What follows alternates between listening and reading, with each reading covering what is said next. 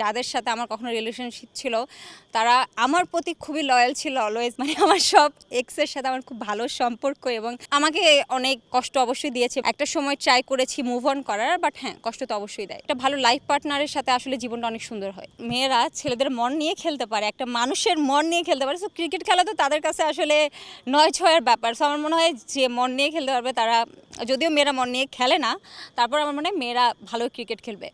বাংলাদেশের মেয়েদেরকে আপনি দেখেন, বাংলাদেশের মেয়েরা কিন্তু ইন্টারন্যাশনালি অনেক অর্জন রয়েছে তারা, এবং তারা খুবই ভালো খেলে। আপনি এখন পর্যন্ত কতজনের মন নিয়ে খেলেছেন? সেটা তো বলা যাবে না, সেটা বললে অনেক কন্ট্রোভার্সি হয়ে যাবে। বাট আমি কারো মন নিয়ে খেলিনি। আমি অলওয়েজ ট্রাই করেছি আসলে মানুষকে, মানে কারো মন নিয়ে খেলার সুযোগ আসলে মনটা ফেরত দেওয়ার চেষ্টা করেছি, খেলিনি। কতজন আপনার প্রেমে পড়ে এখন পর্যন্ত নিজের হৃদয় নিজে ভেঙেছে? হ্যাঁ, অনেকজন। এবং আমার এবং এইসব জিনিস নিয়ে আমার আসলে অনেক এক্সপিরিয়েন্স আছে। প্লাস হচ্ছে আমি আমার সবচেয়ে মজার একটা ব্যাপার হচ্ছে, আমার মনে হয় আমি জীবনে কখনো প্লে বয় দ্বারা কোনো প্রপোজ পাইনি, বা খারাপ ছেলে দ্বারা কখনো প্রপোজ পাইনি। আমি মনে হচ্ছে যারা আমাকে প্রপোজ করেছে বা যাদের সাথে আমার কখনো রিলেশনশিপ ছিল তারা আমার প্রতি খুবই লয়াল ছিল অলওয়েজ, এবং এখনও অনেক আছে যারা সেই পূর্ব প্রেম এখনও মনের ভিতর ধরে রাখছে। কি মনে হয় যে জীবনের প্রথম প্রেমটাকে আসলে কি মনে রাখা যায়, নাকি প্রথম প্রেম বলতে কোনো কিছু নেই? অবশ্যই আছে, এবং প্রথম প্রেমটা যদি প্রপার প্রেমটা হয়, আমার মনে হয় এটা অলওয়েজ মানুষের মনে থেকে যায়। আর আমার মনে হয় যে কোনো প্রেমে যদি ব্রেকআপ হয়, এটা এমন না যে আমাকে ওটা ভুলে যেতে হবে বা ওটা খারাপ কোনো এক্সপিরিয়েন্স। আমার মনে হয় ওটা সবসময় মনে রাখার মতো, এবং একটা ভালো লাগা নিয়ে মনে রাখা উচিত। কারণ আমি যখন একটা কষ্ট নিয়ে মনে রেখে দিব, তখন কিন্তু এটা সারা জীবন আমার উপর একটা বোঝা হিসেবে থাকবে। আমার কোনো এক্স বয়ফ্রেন্ড আমার মনে হয় আমাকে এটা বলেছে। আমার আমার সব এক্সের সাথে আমার খুব ভালো সম্পর্ক, এবং তাদের সাথে আমার মনে হয় এখনও ওই ফ্রেন্ডশিপটা আছে, ওই আন্ডারস্ট্যান্ডিংটা আছে। আমি আসলে কখনোই তিক্ততাতে বিশ্বাসী না, টক্সিসিটি আমার কখনোই পছন্দ না।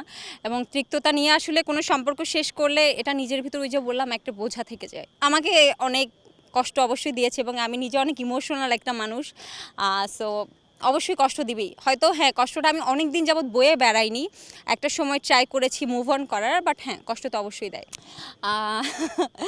প্রেমের জন্য হোক, বিয়ের জন্য হোক, আমার জন্য আসলে একটা মানুষের বিহেভিয়ার অনেক ইম্পর্টেন্ট। একটা মানুষের অনেস্টি অনেক ইম্পর্টেন্ট। একটা মানুষ যখন অনেস্ট থাকে বা তার বিহেভিয়ার যখন ভালো হয়, বাকি জিনিস কিন্তু আপনি অ্যাডজাস্ট করতে পারবেন, বা তার সাথে আমার আন্ডারস্ট্যান্ডিংটা থাকতে হবে। যেহেতু মিডিয়ার মানুষদের আসলে কাজটার টাইমিংটা অনেক উল্টোপাল্টা হয়, বা হচ্ছে তাদের লাইফটা আসলে অনেক টাফ একটা টাইম যায়। সো আমার মনে হয় একটা আন্ডারস্ট্যান্ডিং পার্টনার অনেক ইম্পর্টেন্ট। আর মনে হয় ছেলেরা কী চায় বা মেয়েরা কী চায়, এটা হচ্ছে একটা আন্তর্জাতিক প্রশ্ন।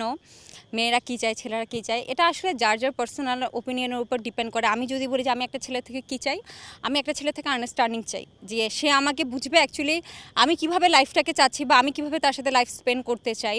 আসলে একটা ভালো লাইফ পার্টনার খুবই জরুরি, সেটা ক্যারিয়ারের ক্ষেত্রে হোক, সেটা পার্সোনাল লাইফে হোক। একটা ভালো লাইফ পার্টনারের সাথে আসলে জীবনটা অনেক সুন্দর হয়।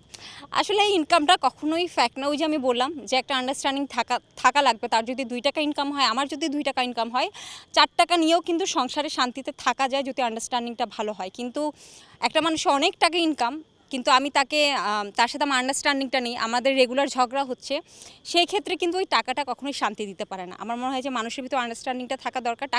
টাকাটা অবশ্যই ইম্পর্টেন্ট, এবং আন্ডারস্ট্যান্ডিং থাকলে একটা ভালো ছেলে হলে টাকা যে কেউ কামাতে পারবে। টাকা কামানোটা খুব কঠিন কোনো ব্যাপার না।